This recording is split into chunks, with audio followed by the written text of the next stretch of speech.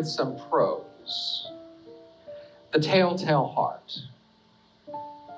Oh, and this time of the year, my throat gets very dry while I'm speaking, so I'm going to take frequent sips from my mug throughout the evening just to keep things lubricated. It's only water, I assure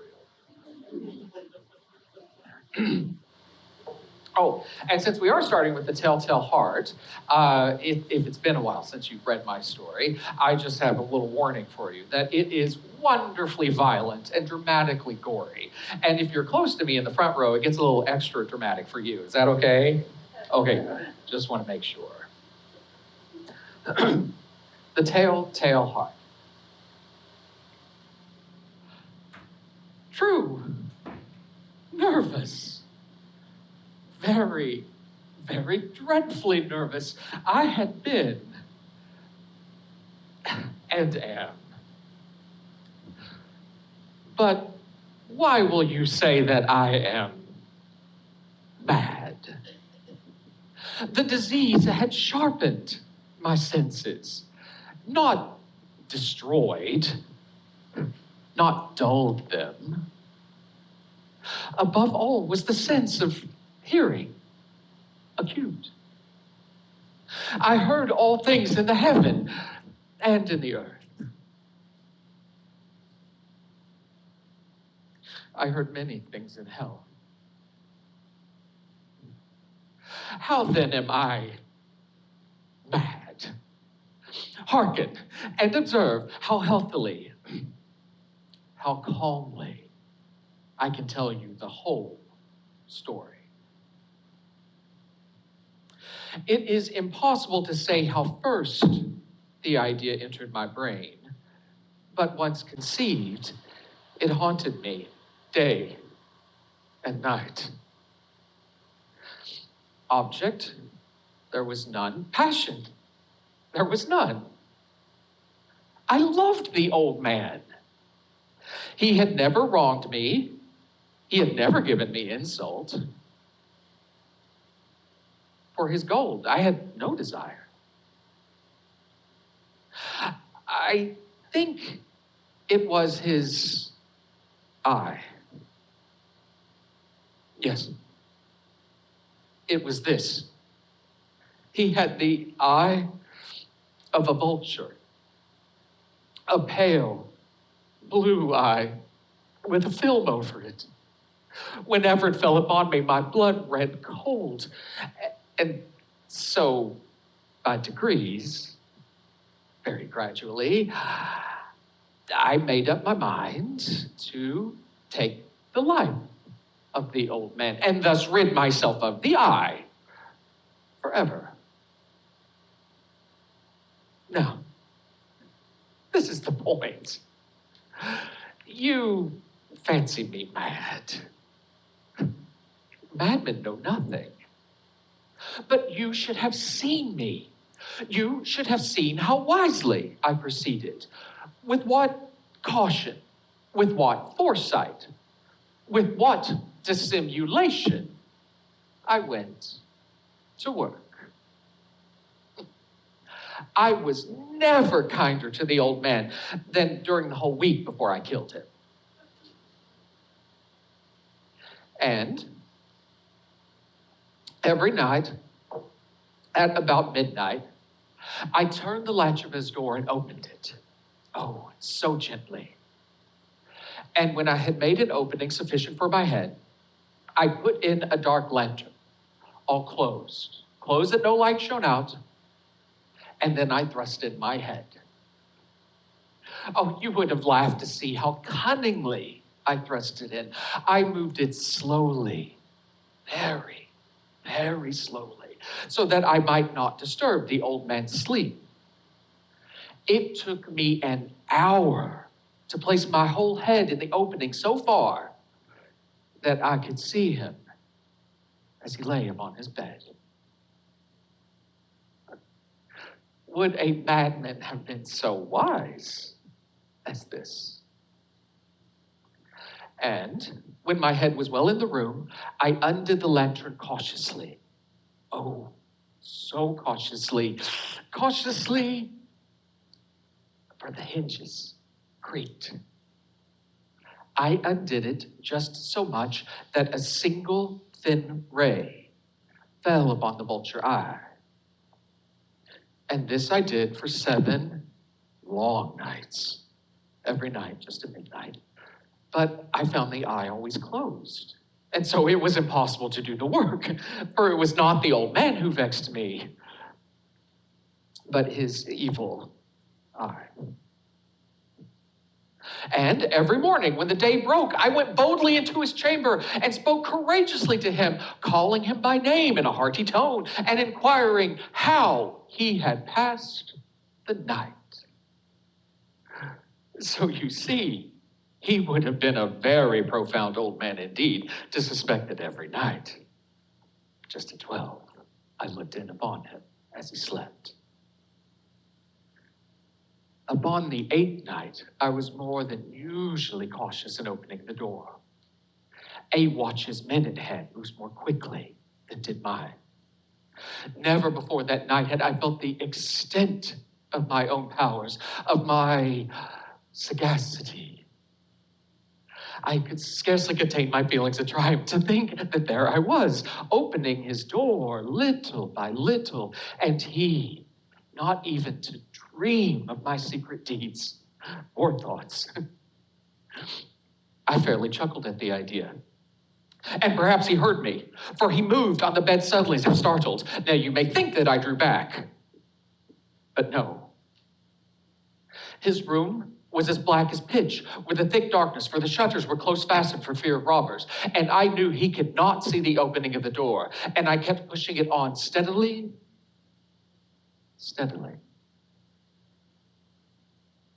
I had my head in and was about to open the lantern when my thumb slipped upon the tin fastening and the old man sprang up in bed crying out, "Who's there?" I kept quite still and said nothing. For a whole hour, I did not move a muscle. And in the meantime, I did not hear him lie down. He was still sitting up in bed listening, just as I have done night after night, hearkening to the death watches in the wall. Presently, I heard a slight groan, and I knew it was a groan of mortal terror. It was not a groan of pain or grief. Oh no. It was a low, stifled sound that arises from the bottom of the soul when overcharged with awe. I knew that sound well. Many a night, just at midnight, as all the world has slept, it has welled up from my own bosom, deepening with its dreadful echoes the terrors that distracted me. I say, I knew what the old man felt and pitied him. Although I fairly chuckled at heart. I knew he'd been lying awake ever since that first slight noise when he had turned in the bed. His fears had been ever since growing upon him. He had been trying to fancy them causeless, but could not. He had been saying to himself, it is nothing but the wind in the chimney. It is only a mouse crossing the floor. Or it is merely a cricket, which has made a single chirp. Yes, he had been trying to comfort himself with these suppositions, but he had found all in vain. All in vain. Because death, in approaching him, had stalked with its black shadow before him and enveloped the victim. And it was the mournful influence of this unforeseen shadow which caused him to feel, although he neither saw nor heard, to feel the very presence of my head within the room. When I had waited a long time, very patiently, without hearing him lie down, I resolved to open a very, very little crevice in the lantern. So I opened. You cannot imagine how stealthily, until at length, a simple, dim ray, like the thread of the spider, shot from out the crevice and fell full upon the vulture eye. It was open, wide open, and I grew furious as I gazed upon it. I could see it with a perfect distinctness, all a dull blue with a hideous veil over it that chilled the very marrow of my bones. But I could see nothing else of the old man's face or person, for I had directed the ray, as if by instinct, precisely upon that damned spot.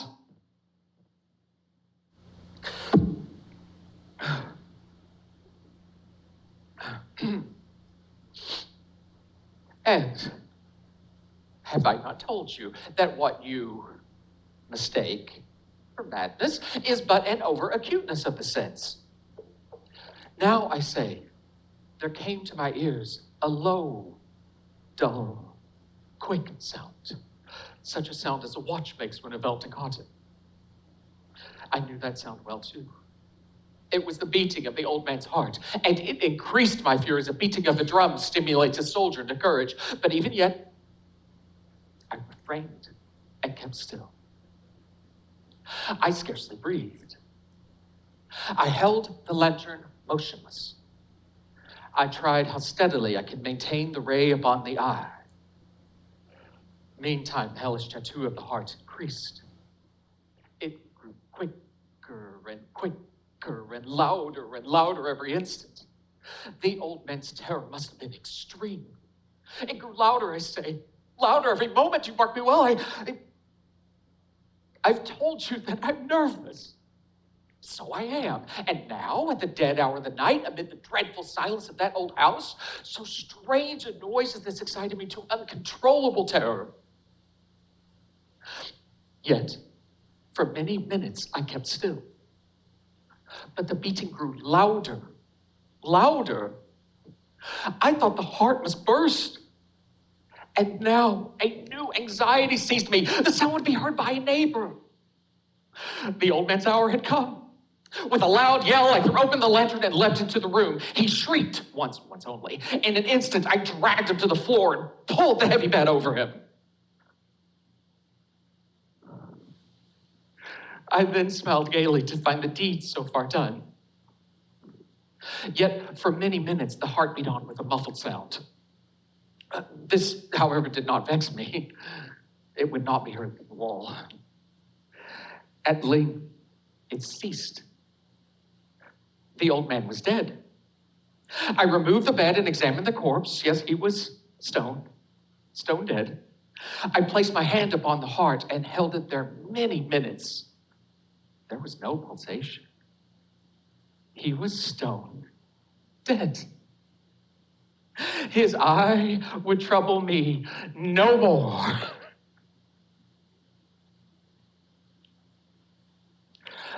If still you think me mad, you will think so no longer when I describe the wise precautions I took for the concealment of the body. The night waned and I worked hastily, but in silence. First of all, I dismembered the corpse. I cut off the head and the arms and the legs. I then took up 3 planks from the flooring of the chamber and deposited all between the scantlings. I then replaced the boards so cleverly, so cunningly, that no human eye, not even his, could have detected that there was anything wrong. Oh, there was nothing to wash out. No stain of any kind. No blood spot, whatever. I had been too wary for that. A tub had caught all. When I had made an end of these labors, it was 4 o'clock, still dark as midnight. As the bell sounded the hour, there came a knocking at the street door. I went down to open it with a light heart, for what had I now to fear? There entered 3 men who introduced themselves with perfect suavity as officers of the police. A shriek had been heard by a neighbor during the night. Suspicion of foul play had been aroused. Information had been lodged at the police office, and they, the officers, had been deputed to search the premises. I smiled. For what had I to fear? I bade the gentleman welcome. The shriek, I said, was my own in a dream. The old man I mentioned was absent in the country. I took my visitors all over the house. I bade them search well. I led them at length to his chamber. I showed them his treasures secure, undisturbed. In the enthusiasm of my confidence, I brought chairs into the room and desired them here to rest from their fatigues, while I myself, in the wild audacity of my perfect triumph, placed my own seat upon the very spot beneath which reposed the corpse of the victim. The officers were satisfied. My manner had convinced them. I was singularly at ease. They sat, and while I answered cheerily, they chatted of familiar things. But ere long, I felt myself getting pale. Wished them gone. My head ached, and I fancied a ringing in my ears. But still they sat, still chatted. The ringing became more distinct. It continued and became more distinct. I talked more freely to get rid of the feeling, but it continued and gained definiteness until at length I found that the noise was not within my ears.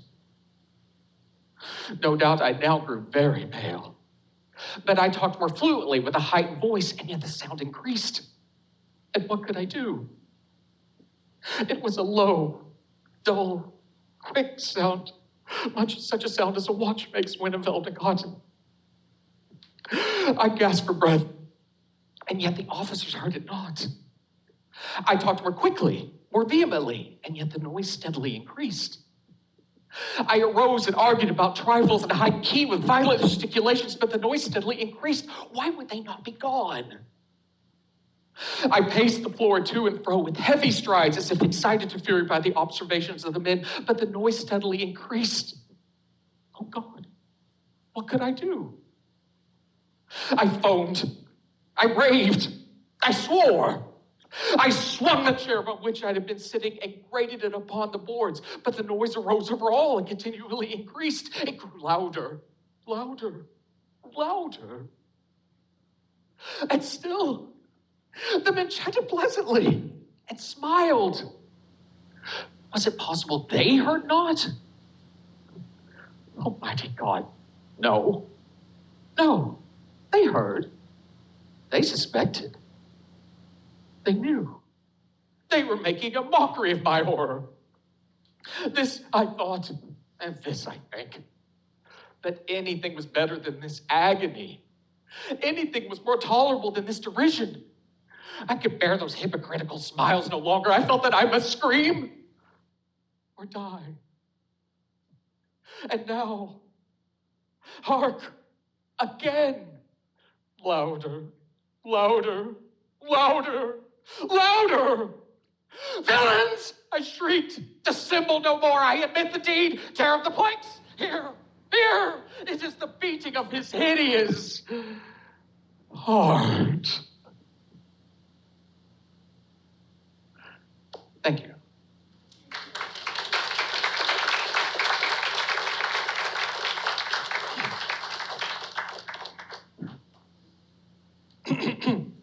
Now then, I hope my earlier warning was sufficient for the front row. Is that okay? Okay, good. Now, we're gathered here today to talk about fact and fiction, fantasy and reality. What I perform for you, of course, is fiction, a short story that I wrote as part of my life and my works as an American author. Now, we're going to talk about facts, the basic facts of my life. Now, the basic facts of my life are easily found by any means of research that you might have at your fingertips today or in a wonderful research institution such as this. So I'm just going to skip around a bit and hit the high points. We can always fill in at the end with questions from you if I miss anything that you're particularly interested in learning about. Does that sound okay? Wonderful. It's so hard to fit an entire lifetime into 1 hour, but I'll do my best. Now, my mother and my father were both actors. My mother was notably more successful than my father. My father once received a poor review from a critic. He tracked that critic down at his apartment and threatened to punch him in the face. It doesn't do to have a thin skin as an actor or as a writer.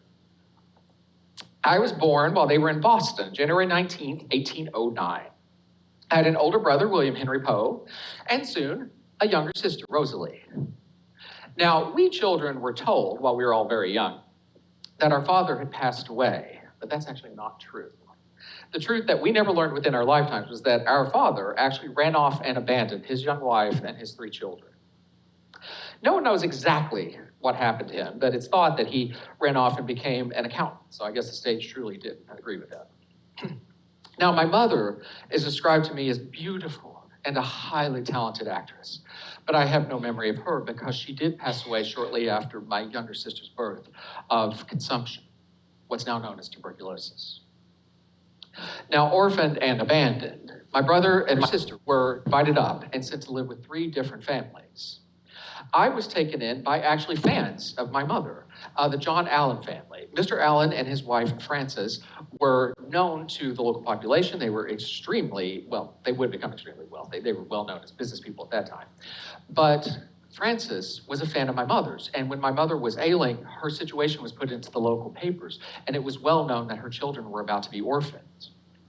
And Frances was also instrumental in getting my sister Rosalie placed with another family that was friends of Frances and John.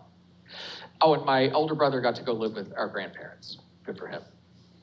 So we weren't raised as a family together. Now, we knew of each other. We maintained some correspondence. We had opportunities to visit over the years, but we were not raised together over time. Now, Mr. Allan and his wife at that time had no children of their own, but Mrs. Allan raised me as her own son. She treated me with all of the love that a mother could give a son. And it's because of her that I got my middle name. I was only christened Edgar Poe, but because of how she loved me, I took on the name Allan as my middle name for the rest of my life. Now, Mr. Allan, as part of his work, was able to travel with his wife and his young foster child back overseas to his homeland of Scotland and in England for quite a number of years. And I was given an excellent education in some of the finest schools overseas, which was rare for a young man from America in those days, very rare. Eventually, we came back here to the States, and I continued my education, and I entered into the University of Virginia in only the 2nd year of its founding. Now, to give you a sense of the time period that I'm talking about here, I and all the young men who were students at the university in those days, and in those days only men could be students in higher education legally, we all had dinner with the founder of that school. And that gentleman who I had dinner with was Thomas Jefferson. Now, Mr. Jefferson's ideas for his young school were just as radical as his ideas for this young nation. He instituted a disciplinary system that was overseen, run, staffed by the students themselves. It was very democratic, and it went about as well as you could expect. They went through quite a number of students and staff and faculty in those early days. Oh, and that disciplinary system still exists to this day at UVA, just in a highly amended format. Democracy needs amendments. Now, I did excellent in my classes, got along very well with my fellow classmates, and actually so well that I broke some of the campus rules with my fellow classmates. Now, bear this in mind. Higher education in those days, especially in the South, was not just about education. It was about finishing a man and getting men ready to go out and run society, as men did in those days. And so we were expected to follow the patterns of our fathers, who also were all rich because they could afford higher education, and they all had their own businesses, or they were in the military, they were in government, and so on. And so we did what they did. In the daytime, we went to our work, our classes, and in the evenings and on weekends, we had our social time. And in our social time, we gambled at cards. That's one of the things that our fathers did, and that's one of the things I enjoyed doing. And as good as I was in my classes, I was really not good at cards. And I incurred some debts. And so when I turned to my, at that point, very successful, very rich foster father, asking for the necessary amount of money needed to pay off my educational debts, your room, board, food, all this stuff. That was also expensive in those days too. He did pay off those educational debts. And I needed some extra to pay off the gambling debts too, and he refused on that. So he yanked me out of school and took me back to the house in Richmond. And to give you a sense of exactly what kind of wealth we're talking about here, in today's money, the amount of debt that I had racked up in those card games was $60,000. But it was expected to show off exactly how rich your family was. That'd be no problem to pay off, wouldn't it? You could just throw your money away at the cards like all the young men did, to show off how high up in the Southern aristocracy you were. And my foster father could pay that off. He just refused to do so for his foster son. Now, our relationship was on the rocks to start off with, and it wasn't good then either. So I left home, decided to make my own way in the world, and follow the pattern of my grandfather and my older brother, and I joined the Army under an assumed name to make my own identity. And I was in the Army for a few years and actually rose in the ranks very quickly, became a sergeant major with over 500 men under me. In those days, there weren't as many people in the Army. The US didn't have technically a standing army, so it was fast to be able to rise up in ranks if you had the knowledge, the intelligence, and the responsibility to do so, and I did. I was doing well again, but I received a letter informing me that my foster mother, Frances, was taken gravely ill. I was able to travel home just in time for her funeral. That'd be the second mother that I didn't have a chance to say goodbye to. Now, perhaps feeling guilty of his treatment of me, John Allan helped me to receive a discharge from the Army. Much later, it would be said that I deserted. That's not true at all. In those days, if you were of a low enough rank, actually my rank or lower, you could actually pay someone to take your place. And that's what he agreed to do, and that's what we did. Having money has made life a lot easier in America. It always has. Now, I exited the Army, but I had some intentions, apparently, of continuing on in that career, so I entered into West Point as a cadet. Very difficult to get into West Point. Very good school. Took a lot of recommendations from the people that knew me in school and also in the Army, and I was brought in. I continued my life there, but my relationship with John Allan declined because by that time he had remarried to the woman that he'd been having an affair with for years. And so it was clear that he was about to cut me out of the family because he had two illegitimate children that he was very happy to pay for their education and for everything they ever wanted. Those illegitimate children that I knew about before Frances had died. And that might have contributed to our emotional problems over the years. It was clear he was cutting me out of the family, and so I dropped out of West Point by my own choice and decided to make my own way doing what I wanted to do, which was be a writer. Now, over the years, we tried to maintain a correspondence, and I even tried to patch up our relationship when I became very successful as a writer, showing him that I didn't need his money anymore.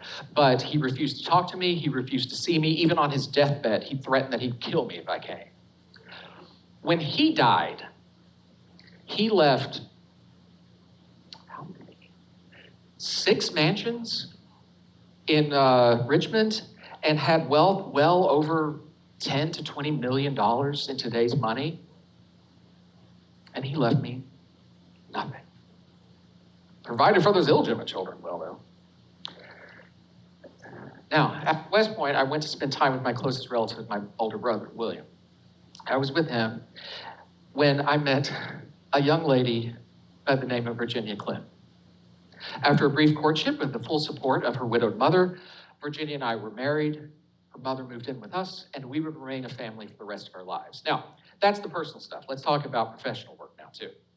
So, the master of the macabre, the father of the modern horror story, well-earned accolades. But I did something else along the way that many people today seem to forget about, so we're going to cover this quickly.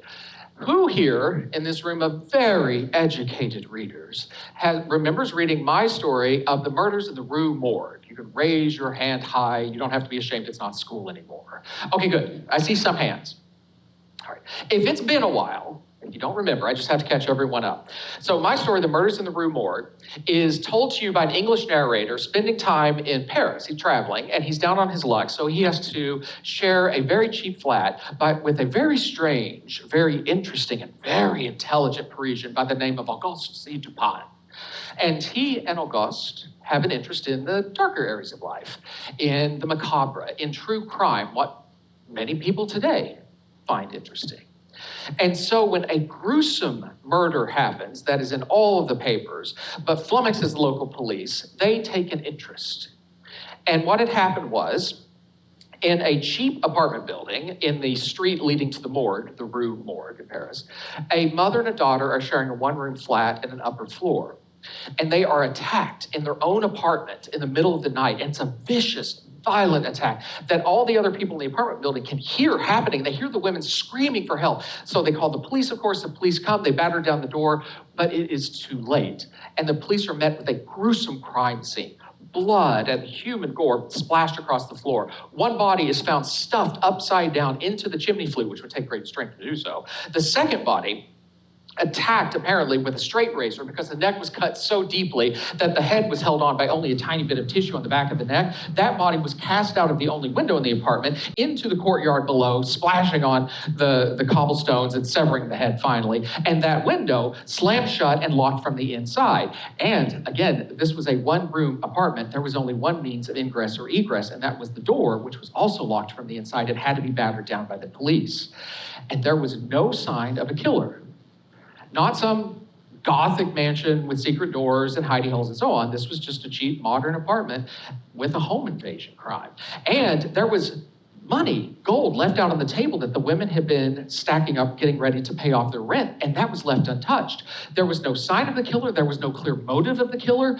There was no clear means for this murder to happen. So the police have no idea what to do. Using his connections, Auguste Dupin travels to the crime scene. And he has great powers of observation, and he notices little bits of information left behind that the police had missed, clues. And using his rational senses, his logical abilities, he stitches together how these clues could come about and how they would lead a pathway to the murderer or murderer. And he sets a trap for the murderer or murderers. And I'll let you finish the story on your own later so you can find out how successful he was. But that story was so popular that I had to write a sequel and another one, a trilogy of stories, all starring Auguste Dupin. The Case of Marie Roget, The Purloined Letter. And those three stories, in their entirety, in their formats, created the mystery genre. The entire detective genre, as you think of it today, started with those three stories. And the formats of those stories also are the formats of every single detective story that has ever been written since then. I'll skip that for time purposes. But that particular format that I came up with that was so popular, in which an Englishman is sharing an apartment with a very interesting, very intelligent, very strange detective detailing their adventures as they go around solving crimes together, should remind you of somebody else's stories. The Adventures of Sherlock Holmes by Sir Arthur Conan Doyle, written sometime after my passing.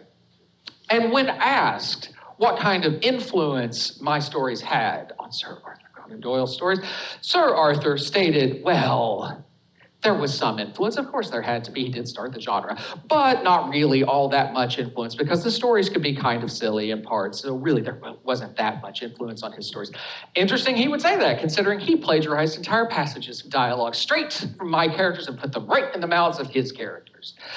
And so many people today like to talk about Sir Arthur Conan Doyle as the master of the mystery story, the greatest detective writer of all time. Because so many people love the Sherlock Holmes stories. They're very popular. Interesting that people would say that, because here in America, we have the Mystery Writers Association. And this group every year gives out an award for the best new mystery story, best new mystery writer, best collection of mystery stories, and so on. And that award that they give out has a name. It's called the Edgar, not the Arthur. Now also, depending on who you talk to, I had influence on another major literary genre. My story, and actually this is more than this one story, but this is the easiest one to talk about, that's now called The Great Balloon Hoax, was originally published as a newspaper article, a falsified article. Now in my day, newspapers were far more common than they are today. And every city had multiple papers publishing at different times and literary journals and so on constantly, and they were all fighting for more readership. And journalism was new as a field, and so the rules weren't quite figured out. And so newspapers very regularly, especially in major cities, like to publish faked hoax articles that were entertaining to get attention for readership. It was very well known in my day. And so with the full understanding of the owner and the editor of the Sun newspaper in New York, which, by the way, just came back into publication after quite a number of decades out, I'm assuming it's much more reliable now. The Sun newspaper published my story which had no name. It was an article. It was written as a newspaper article, but has now acquired the name The Balloon Hoax. And in that story, I carefully researched the emerging science of transportation, of physics, of innovation, which was greatly increasing and greatly changing in my day. And using the information of the day, I spun it forward into fiction. And I wrote a very carefully researched story about an Irishman who's attempting to create a lighter-than-air balloon to travel across the English Channel as an experiment. He's blown off course in this story and ends up here on the east coast of America, traveling across the Atlantic in only 3 days. And this story was amazing for the amount of attention that it got, and was so carefully written that it was very, very believable. And eventually, the newspaper stated this was actually a fictional story by the very entertaining poet and literary critic Mr. Poe, and isn't entertaining and so on. But that story has gone down in history as one of the greatest newspaper hoaxes in American society, in newspaper history here in America. And that story about an English figure traveling across the world in a lighter-than-air balloon in a very short period of time should remind you of somebody else's story. Around the World in 80 Days by Jules Verne. And Mr. Verne was a great fan of mine and very, very public in his adoration of my work and the kind of influence that I had on him. But many people today often consider Verne to be the godfather, the grandfather, the father of the modern science fiction genre. But what is science fiction? It's taking science fact and spinning it forward into speculation. And that's what I did. And I had some more stories too that did that as well, but that's the one to talk about. And also today, because we don't have that much time, I'm going to skip talking about the kind of influence that my longest story had, which is the narrative of Arthur Gordon Pym of Nantucket, in which a young man that steals away on a whaling vessel, captained by a crazy man as they travel across the seas of the world looking for very symbolic white things, and the kind of influence that had on world literature too. Oh good, I'm glad I didn't have to explain that. Now, these stories were very popular, but it was a struggle to be a writer in America. No matter what I did, it was a struggle to try to bring in some sort of income to support myself, my wife, and my mother-in-law. So we moved around to try to find the best city to be a writer in America. So we went from Richmond to Baltimore, on up into Philadelphia, up into New York, back down into Philadelphia, back up into New York. We were constantly on the move. That's one of the reasons why if you travel around, there's plaques everywhere about this is where Edgar Allan Poe lived, this is where he wrote this, and this is where he wrote that. Don't trust most plaques. We were poor. No one preserved the poor areas of town. And so it was only much later that they decided this is good. We should put up a plaque. And they would kind of figure out close to where I probably lived, and they would put the plaque there. The only ones that are reliable are actually in New York, because there were 2 places that were preserved. One of those was recently taken over by NYU. You can still see, I think they had some sort of agreement with the city to preserve it, so they preserved the facade of it, and it looks like it's been eaten by the building around it.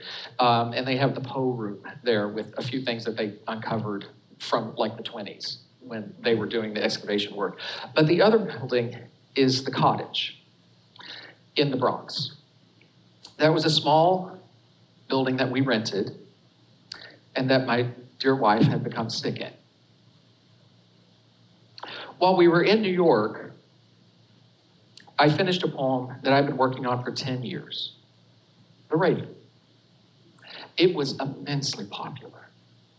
It was sold for $7. That's a week's rent in those days. Not bad. But it was so popular, it republished over and over and over and over again. Now, I was well known as a literary critic at that time, but this was the poem that made me world famous. And it started to bring in attention for my writings. And eventually I was asked to do exactly what I'm doing tonight, which is first to appear in private homes, and then in public salons, and then in public areas to read The Raven, talk about my theories of poetry, talk about my theories of science as well. I was well recognized as one of the many natural philosophers of the time too that had an interest in science. Back in the day when you could kind of talk about all science in one go and not be so specialized as you could today. But with even all of that recognition, I said that it's all hollow without Virginia by my side. She had been singing at the piano and she had a coughing fit. She started coughing up blood. It became clear that she was suffering from consumption, tuberculosis. I wrote, I sold, I did what I could to try to support us. There was no cure in those days, actually not up until living memory has there been a cure for tuberculosis.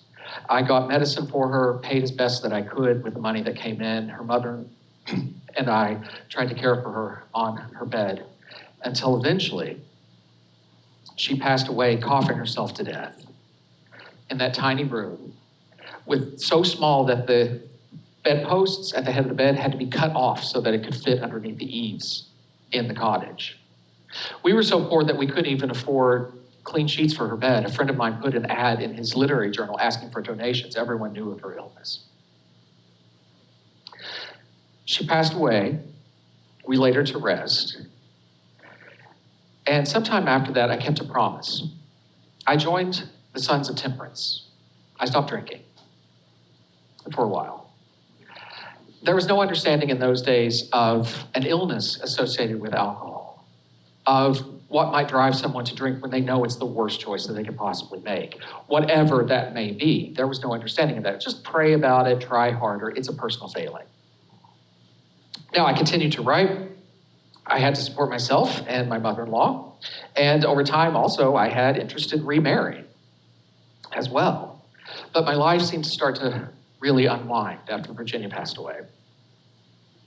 Until in 1849, October, I told my mother-in-law that I was going to be traveling to Philadelphia. There was a doctor there who was going to pay me to review his wife's poems and edit them a bit. Sure, he was going to pay me. She's the best poet I've ever read. No problem whatsoever with that. So I told Mrs. Clem that I was going to travel to Philadelphia. I ended up in Baltimore, and no one knows why. I stayed overnight. Sometime before that, actually, I had a family friend of ours, Dr. John Sartain, who later would describe me as out of sorts and seeming to be paranoid, but there's no proof of that, and that was years after the fact. I did leave his house and accidentally leave behind my walking stick and take his by mistake, and my stick is still visible in a museum in Baltimore to this day. No one knows what happened after that. But on October 3rd, 1849, I was found, depending on who you talk to, inside, outside, or really outside of a bar in Baltimore the day after an election, wearing a set of clothes that did not belong to me and that I had never been seen in before. I was a very careful dresser, even in the midst of poverty. Unpaid tailor bills still exist to this day, which you can see in collections, for real. But I was found in cheap, ripped, torn, old clothing that no one had ever seen me in before. I was taken to a local hospital, apparently came to enough to give my name. The doctor, and I use the term doctor loosely, and treating me at the bedside, treating loosely, got word back to the family. Mrs. Clem dispatched my cousin Nielsen to go find me. But it was too late, because on Sunday morning, October 7th, 1849, at 5 o'clock, I died. And I was laid to rest in the church cemetery across from the hospital against the back wall in an unmarked pauper's grave. Nielsen came down a few days after that, was able to identify my grave, have it temporarily marked, retrieve my belongings, have a very short funeral service for me, take my belongings back to Mrs. Clem. And that's my life. That's the facts, at least. Now let's talk about fiction very briefly. Then we'll finish up with some poetry. Let's talk about the fiction of my obituary and my legacy. Now, this obituary is the first obituary published after my death. Please bear that in mind. It's actually quite long. I'm just going to read you the first 2 lines. You'll get the gist of it. This is the first obituary published after my death, about a week later. This announcement will startle many, but few will be grieved by it. In all this country, he had readers in England and in several estates of Europe, but he had few or no friends. And the regrets for his death will be suggested principally by the consideration that in him, literary art has lost one of its most brilliant but erratic stars. That's the first obituary. That was published by a former colleague of mine by the name of Reverend Rufus Wilmot Griswold. Reverend Griswold and I worked together on a literary journal. He loved poetry. He was not a good poet on his own, but he did love poetry, and he actually published some of the first collections of American poets. published some of my works as well. After I left that journal, went on to work for quite a number of other journals. We maintained a little bit of a correspondence, and after I became famous for The Raven and was doing my public appearances, he asked me to mention on stage his books that were out for sale in the public. And by that time, we'd had a little bit of a falling out. And so I did mention his books and exactly what I thought about his books on stage. I was a very, very dramatic literary critic. A friend of mine wrote about me that my pen was dipped in prussic acid when I talked about other authors. And I was also called the Tomahawk Man for how I chopped down the other authors. But other than that, we didn't have that much of a relationship. It's interesting because after I died, he wrote that obituary. And then he did something else. He turned up at the doorstep of Mrs. Clem with a document he said I signed that made him my literary executor, which, if you don't know what that is, means that in the event of my death, he would own all of my writings, published and unpublished. Mrs. Clem had no reason to disbelieve Reverend Griswold. She turned over all of my writings, my manuscripts, retrieved some from the publishers at that point too. She expected that he would publish these, because when do you get really famous as an artist? After you die. When you squeeze pennies out of them, they're ready to pay dollars, and they'll beat your door down after you're dead. And that's when everyone wanted all my writings then too. So she expected that he would publish these, preserve these stories, make them available for researchers, but also provide her an income from them. Because as a widowed woman in America in those days, she could not have a bank account, she could not do any sort of business, she could not do business transactions or technically own land without a man in the family doing that business transaction for her. And all of the men in her family were dead. Reverend Griswold did publish my writings, made excellent money off of them, and provided her with absolutely nothing. Rosalie, my younger sister, she was alive in those days. My brother had passed away, unfortunately. Rosalie should have received income. She also was unmarried at that time. She received that. Griswold went on to not only publish my works and publish this obituary, but publish a series of articles over the coming years, and please understand I'm compressing a lot of information, and he eventually wrote, with those articles, the first biography of my life. And he did exactly what he did in this obituary, which is he would praise my works with one hand and slide in the lies with the other, making them believable by praising the other way too. And since he's the only one who had all my letters and all of my manuscripts, then anyone who wrote it publicly, and this happened quite a lot, by the way, where other writers and men that I had worked with came to my defense and said, well, this isn't true, and this isn't true either, and this isn't true either. All he had to do was publish one of my letters because he had them all. And that would be my admission of guilt. And over time, he produced the public image of Edgar Allan Poe, the madman. And with his writings, he created the idea that not only was I a drunkard, and I was personally honest about my difficulty with drinking. If you were a friend of my family, you knew that this was something I struggled with, and I was honest about it. It became publicly known as well, but he spun it into some fiction. That not only was I a drunkard, that I ended up trying to travel to Greece and ended up in Russia one time while drunk, that I not only was a drunkard, that I was violent when I drank, that I was violent to my own wife when I drank, that I struck her on numerous occasions, that I stole money from the men that I worked with and from my friends, that I stole books. Books were very expensive in those days, and so that would be a good piece of property to steal. Not only was I a drunkard, that I also abused laudanum and opium, so I was also a drug fiend. That I cheated on my wife, multiple times, that I fathered multiple illegitimate children, and that I even had impure thoughts about my own foster mother. That's what he wrote about me. And over time, these lies became believable.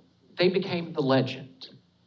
Because one, he had the proof, and two, they just fit the public expectation for a horror writer. Even to this day, horror writers are supposed to be different from every other writer. Nobody questions Western authors. No one asks if Herman Melville was a whale. It's always horror writers, as opposed to just being able to take the darkest parts of life and transmute them into something entertaining, something meaningful when there is no meaning in a lot of tragedy and truth. No, we have to be crazy. And over time, and this is a lot of time, that became so believable that even to this day in schools, this is what's taught, because there's no time for teachers to go in and actually talk about real history that students are interested in. They have to teach for the next test. And they're so restricted, they just will repeat the few things that they've heard without being able to take the extra time. And that legend has become its own truth. Because of course, that's what it takes. Hunched over the writing desk in the middle of the night with thunder and lightning in the window behind him, a bottle of laudanum on one side, a bottle of alcohol on the other, and a raven sitting on his shoulder, pecking away as he writes. That, of course, is what's on all the t-shirts. That's what everyone knows. But in truth, if you'd come back to my day, you would have found a struggling, hard-working writer who cared for his wife, cared for his mother-in-law, who was trying to be a good writer and kind of famous as a poet at the same time, and just trying to make a life here in America. That's what you would find if you came back. If you really want to read one of those dramatic lifestyles about a writer who isn't talked about that much, you really need to read about Mary Shelley. She actually lived that life. It was really impressive. Go back and read about Mary Shelley's life if you want a really entertaining one. For me, in my day, it actually would have just been boring to be around me. It's the stories that are interesting. That's what a good artist should be able to do. And it wasn't until 1928, I think, that a writer by the name of Arthur Quinn was the first good biographer. Now, biographers knew about this, but Quinn was the first one to go back, find my original letters, which have been sold off over time to private collections, museums, and so on, photostat copy my original letters, publish them next to the published newspaper article that Griswold had published, and there you can see my line, my line, my line, his line, his line, his line, my line, my line, my line. And Quinn's biography is the first cornerstone of modern research into my life, trying to reclaim that truth, but it's too late now, because that legend is just entertaining. And I don't know exactly why he was doing this. He didn't leave any sort of confession. I mean, he won from his point of view. He got exactly what he wanted, all of the money from my talent, destroying my reputation. And my guess is his intention was that if he convinced everyone in the public to believe that I was this horrible madman, they would be so disgusted that they would never read my works again, and he would make sure that I was forgotten to history after he made his 30 pieces of silver. But he really did not know what the public likes. They love a scandal. And he kept my name in the public eye and scandal after scandal for decades after my death, when the next balloon hoax should have overshadowed it. And unintentionally created the most entertaining legend in American literary history. Fictional, but still entertaining. And if his intention was to make sure that I would be forgotten to history, that's interesting. Because today, when I'm in a room full of very educated literary adults, and I say Rufus Griswold, very few people raise an eyebrow, but you're all here for Edgar Allan Poe. So if I ever was to run into the shade of Reverend Griswold, there are many things I'd like to say to that man. But first and foremost, sir, thank you for all your hard work. I really appreciate it. But he did love poetry. I will give him that. Not a good poet, let me remind you. He just liked it. And so I do want to end our formal presentation on poetry. And because one of the facts of my death that is provable is that I was found the day after an election. That might be important. We will hold a little vote. I will give you an opportunity to vote on which poem I finish on. Oh, and since it is today, everyone gets to vote, not just the white landowning men. Everyone can vote. Just vote one time, though. Don't throw the election. If I want to do that, I would just gerrymander you. That's the really easy way to do it. So, by a show of hands, these are the three that we will end on. Of course, The Raven, number one. Absolutely even more popular today than it was in my day, and one of the best known poems in the modern English language in the world. Number two, Annabel Lee. Absolutely loved by so many people today, often introduced in grade school and carried throughout life, but not one that I ever saw become popular. It was published by Griswold after my death. I never saw that poem become a classic. And it's a little shorter than The Raven. And finally, a very short poem. We'll throw that one in. Conqueror Worm, which most people don't know nowadays, but it's actually part of a short story. It's a poem within a story. It's very, very short. I think it's particularly appropriate for a lovely, scary October season, or even pre-October, as this case may be. And for fans of horror, I think it's quite a nice one. But it's a very short one, too. So, by show of hands, we'll go back and forth. For everyone that would like to hear Conqueror Worm, raise your hand. I'll do my best to oh, okay. Oh, we have brave people. Wonderful. Okay. Keep your hand high. Okay. Annabel Lee. It's a straw poll. Oh, this is going to be tight. And the Raven. Really? 1, 4, 5, 6, 7. Okay. Wow. Okay. So, oh no, it's that. No, I'm perfectly fine with that. Actually, when I was requested to speak to 500 people or more, how many was that at the Boston Athenaeum in 1848? Or Athenaeum, I never know how to pronounce that correctly. Of course, I was requested to come and read poetry, and I presented to the Bostonians what I thought was an excellent poem of mine that I wrote when I was 14, called Al-Raf, actually based on Islamic religious imagery, which back in the day we were taught different religions. And I was using it artistically, of course. I was very proud of it. I was about halfway through it. People were getting up and walking out, so I had to switch to the Raven to finish up, to keep them in their seats. That's usually the popular one. I was also accused of being drunk during that speech, too, but that's another issue altogether. Okay. Annabel Lee and Conquerworm kind of came in neck and neck, and so they're both short poems, so how about I just do both? We'll finish up with both. Okay, wonderful. Sure. So we'll start with Annabel Lee. We'll finish with Conquerworm. It's nicely dramatic. So Annabel Lee, as I stated, not one that I ever saw become popular in my lifetime, not one that I knew I understood the Raven was loved, but I never saw the love for Annabel Lee. And so many people today like to ask the question, was Lenore based on Virginia? Was Annabel Lee based on Virginia and these women in your life and so on? That's not something I ever would say, because art with a big A should be universal. And if I state, yes, Virginia equals Annabel, Virginia equals Lenore, or Lenora, or any of the women in my writings, then that becomes my meaning, not yours. But for any great artist, any great poet, they should be able to put that out into the world and make it your own. You should be able to read it and it becomes yours and your meaning. So that's not something I ever would have said in my lifetime. But after I was dead, a lot of people started asking these questions and looked for interviews and so on, and they interviewed Mrs. Clem, my mother-in-law, and she stated that Annabel Lee was based on Virginia, but that's her statement, not mine. Annabel Lee. It was many and many a year ago, in a kingdom by the sea, a maiden there lived whom you may know by the name of Annabel Lee.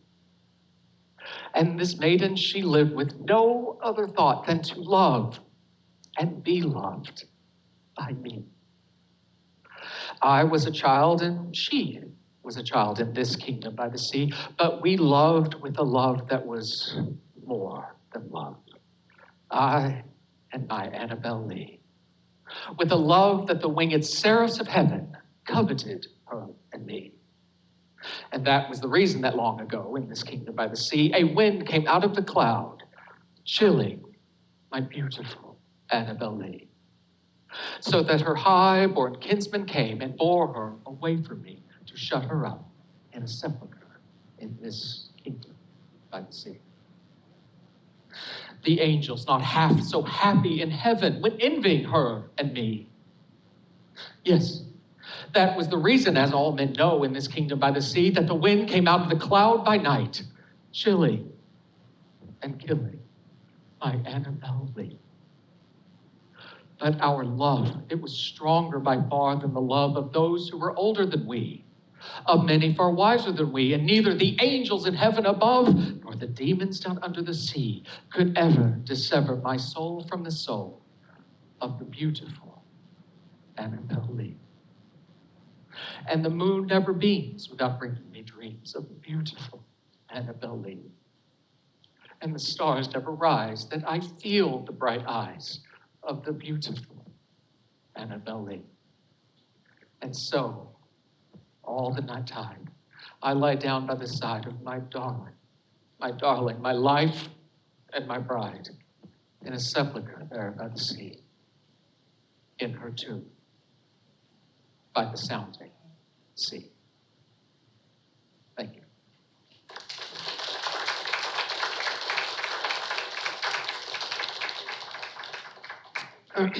And lastly, for Conquerorworm, This will be the poem that we will end our formal presentation on.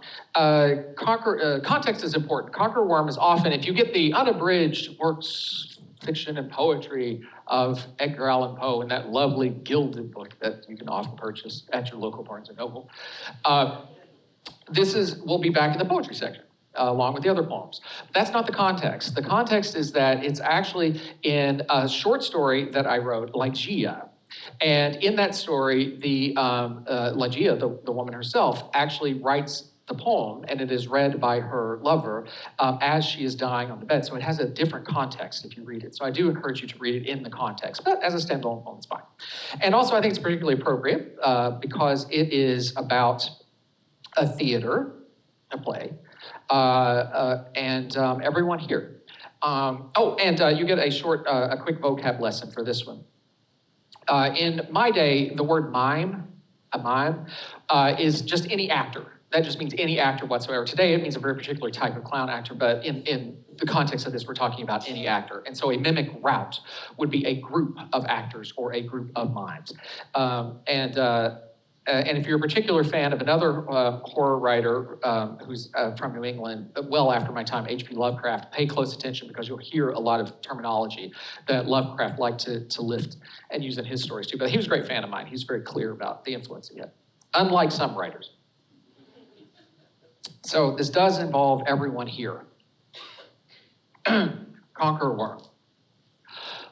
Lo, 'tis a gala night in the lonesome latter years. An angel thronged, bewinged, bedight in veils and drowned in tears. Sit in a theater to see a play of hopes and fears, while the orchestra breathes fitfully the music of the spheres.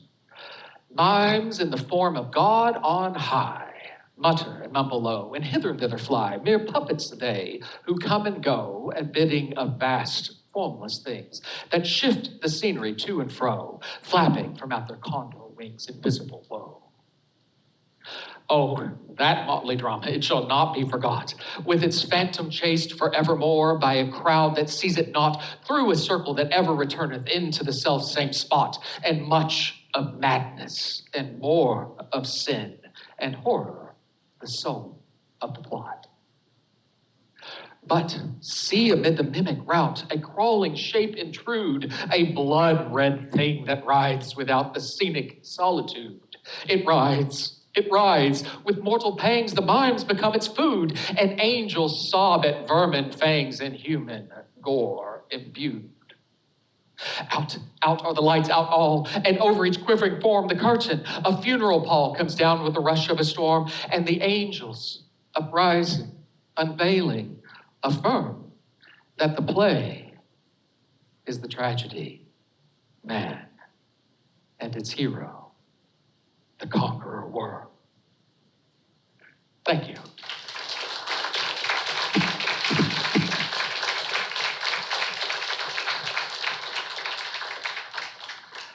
Thank you very much. Now that ends our formal presentation. And so if anyone had plans to be somewhere else at this point in time, and I probably went over time, so I often do, please feel free. Now is an excellent time to slide on out and to attend to whatever events that you had planned for the rest of the evening. But if you would like to stick around for just a couple more minutes, I'm more than happy to try my best to answer any questions that you might have about my life and my work as an American author, and have some refreshments afterwards as well.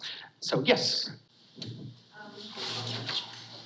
I had heard that you wrote Annabelle Lee for Sea Traveling, and it was on the back of an envelope. And that envelope is in the Huntington Museum. Okay.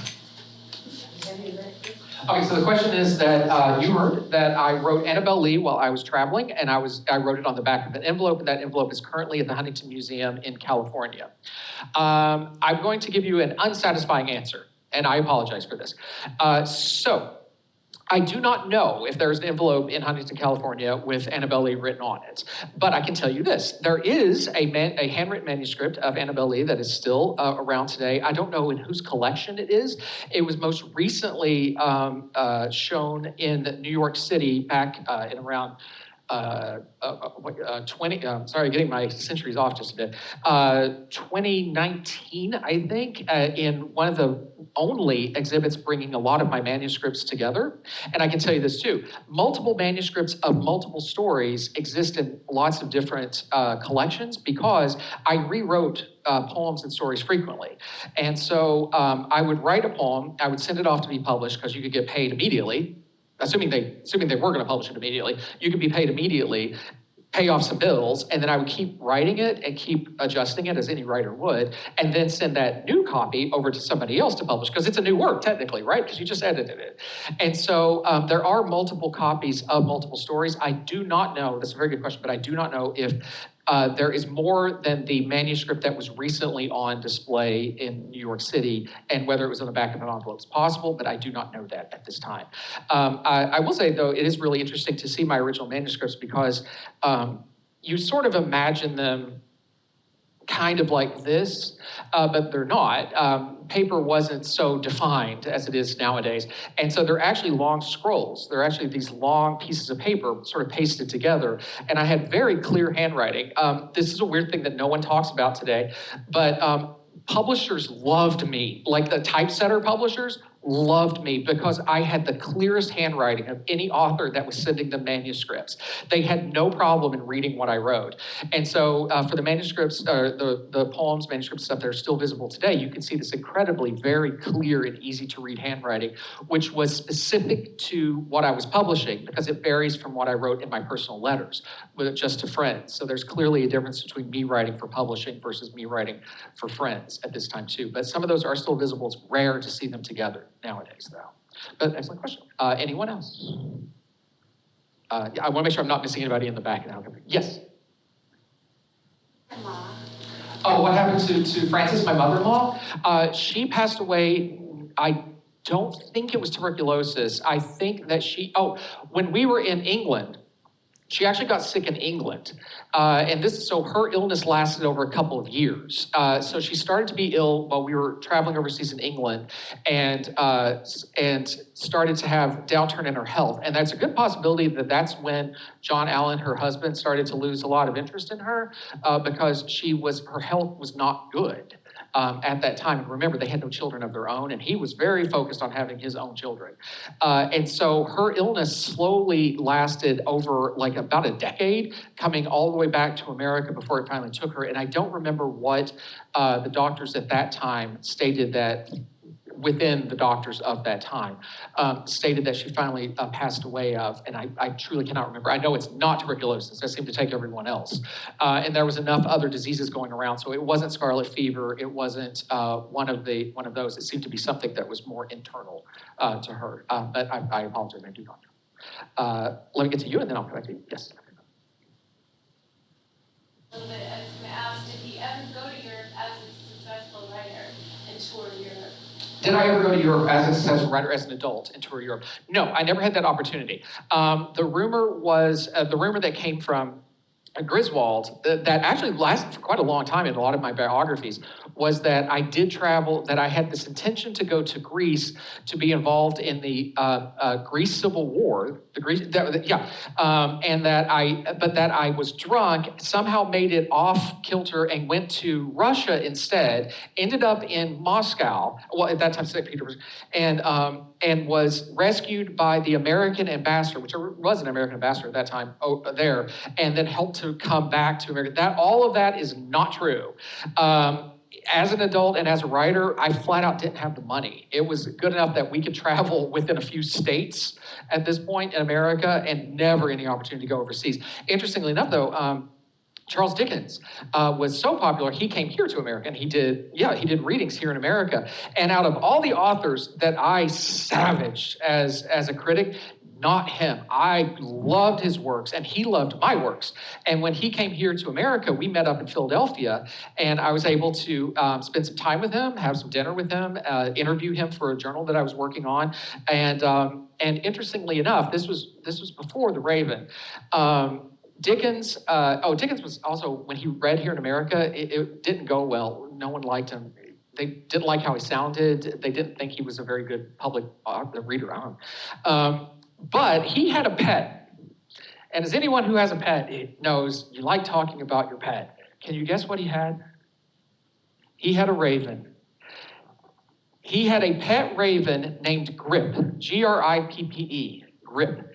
And anyone who knows corvids, and at least this information is getting around nowadays, it talked. It actually could talk. I don't remember what it said. It didn't say nevermore.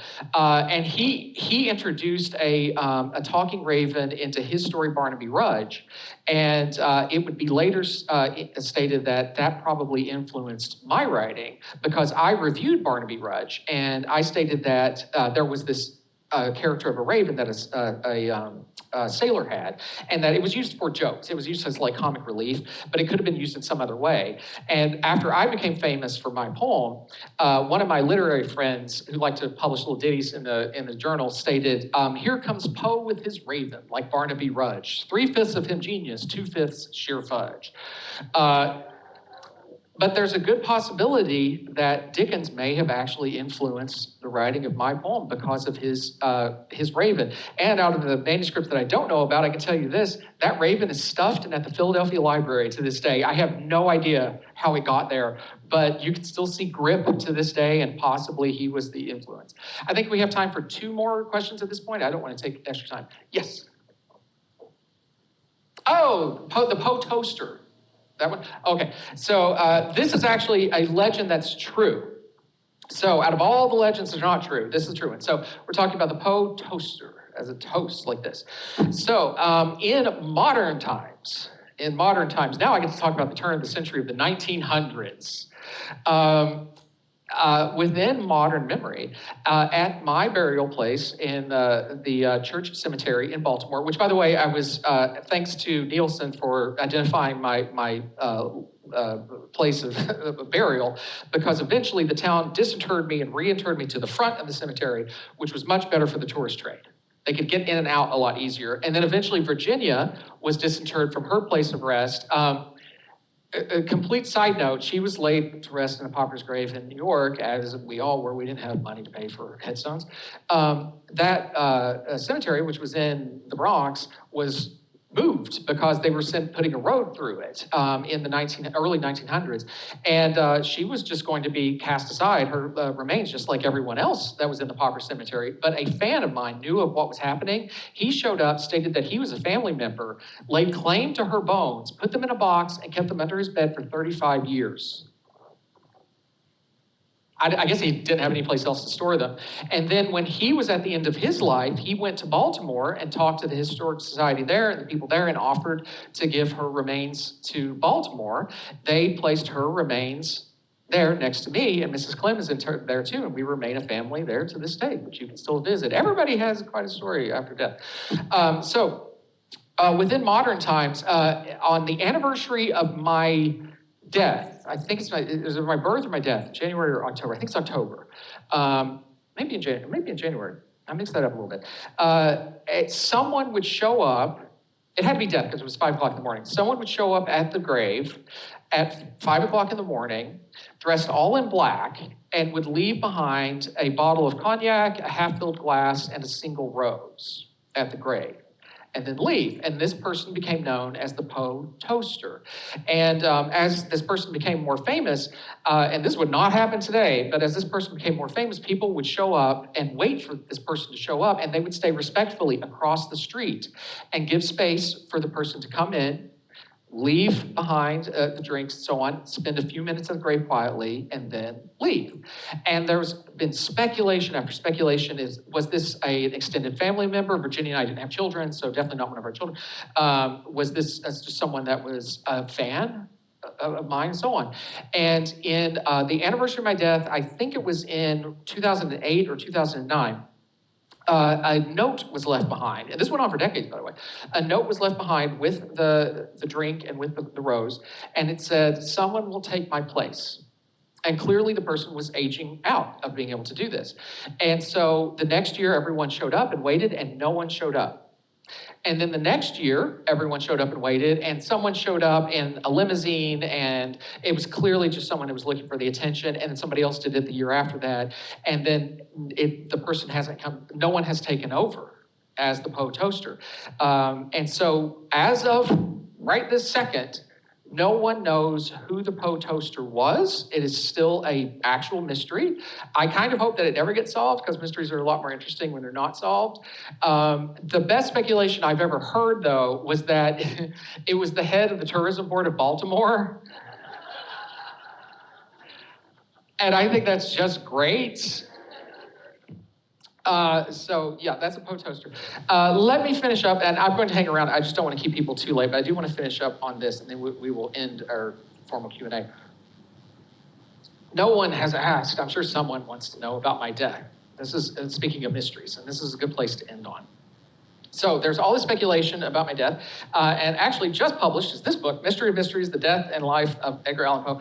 It's actually very, very good. That one specifically talks about theories around my death. The one right next to it, which is The Reason for the Darkness of the Night, is an excellent biography, one of the really best ones written nowadays, that delves into my interest in science, how I solved one of the great mysteries of astronomy that still lasts to this day, and I'm actually the only poet that's cited in modern astronomy journals on a regular basis, how I contributed to understanding of mechanics of my day and even predated thoughts around genealogy and around genetics as well. So I wasn't just a macabre writer. There's a lot to talk about. These are two excellent, excellent books. Anyways, so here's the facts. And these are the only facts that we can talk about with some certainty. Said that I was going to go to Philadelphia, ended up in Baltimore. No one knows why, that is a fact. Found in someone else's clothes. No one knows why, that is a fact. The day after an election, that's important. People generally talk about how I was found in a bar, outside of a bar, depending on who you talk to. But here's the thing they don't talk about. In America, in my day, in an election, where did you vote? You voted in bars. You didn't vote in schools. You didn't vote in town halls. You had elections in America where men went. And elections in America were parties. Election day in America was one huge, raucous party. Because to make sure the men were going to come out and vote, the local politicians paid for alcohol. Free for the men to have. This is a true story. Thomas Jefferson once lost an election because he didn't pay for enough beer. That's true. He learned his lesson. So if you were a white landowning man and you could vote, you went to your local bar, assuming that you, and also, you didn't always have ballots. Sometimes you just went up and told right in front of everybody who you were voting for. And you better hope all those other men who'd been drinking all day were on your side. If you did have a ballot, you just handed it in. Like this. There's not a little privacy thing, none of that. And it got really raucous. And it wasn't up until something like the 1930s, I think, in America, that there was not a murder associated with an election in this country. We don't even have to talk about the Jim Crow laws. We just talk about mainstream elections. That's how violent elections in America have always been. There was a nice stretch there of nonviolence, and then it had to come back. So, in Baltimore, if you wanted to throw an election, they would do something called cooping. And here's the way that you coop an election. You pay for some ruffians to go around, round up some men who look like they could vote, but look like they could be bribed. So probably down on their luck. And you wait until everybody's really liquored up in the bar, in the polling place, and you send one in, let him go vote for your guy, and then bring him out, and then send in your next guy. And then while that one is voting under somebody who's dead and their name is still on the polling, or somebody who's way out in the farmland and they're not going to come in. They all know this. They know what names to use. While that one's voting, change this one's clothes and put them into a disguise. And then when this one comes out, you can send this one in and hope that all the bleary-eyed drunks in there don't really notice what the guy they just saw the same guy come in and vote. Do that enough times until they start to get suspicious. Take those men, go over to your next polling place and do it again, and then do it again and again and again and again. And that's called cooping. And that's how you bought elections back in the day. Vote by vote by vote by vote. And so, if someone who was down on their luck, had a particular thirst, showed up in town, in Baltimore especially, on an election day, there's a really good chance that that man could be encouraged to coop. And that could explain being found outside of a polling place or inside, depending on who you talk to, the day of or the day after, depending on who you talk to, in somebody else's clothes, taken to a local hospital, and over the next couple of days, slowly succumbing to what might be thought of as alcohol poisoning, what might be thought of as just poisoning, if the alcohol is cheap enough, and then dying. That fits the most of the facts. It doesn't answer everyone. It doesn't answer every single fact. It doesn't answer how I got there, why I didn't end up in Philadelphia. It doesn't answer the fact that Nielsen showed up and he investigated, and Nielsen stated that he couldn't find out any information at all. That was right after my death. And if Nielsen couldn't find out any information, anyone today who comes up with facts and says that this is how he died better have some new evidence that's never been seen before. But it's also possible that Nielsen investigated, could have found out, and if his most famous relative, who's now super famous for having died unexpectedly, was involved in a crime, why would he say? It wouldn't benefit anybody. So it's also possible that Nielsen did find out and he just kept quiet about it for the rest of his life, as my legend grew. But no one knows today exactly what led to my death, but there's some excellent research on it. I really recommend that you read it. It's truly one of the great mysteries of American literature and American history. And since my death happened in an election time, and we are in a pretty important election year, I encourage absolutely everyone to please exercise your right to vote. People have died for it. Please step forward. And so many people can vote now that weren't able to vote before. Make sure that your friends and your family are all signed up to vote and exercise that right. And we have ended on death, and that's a great place to stop. Thank you.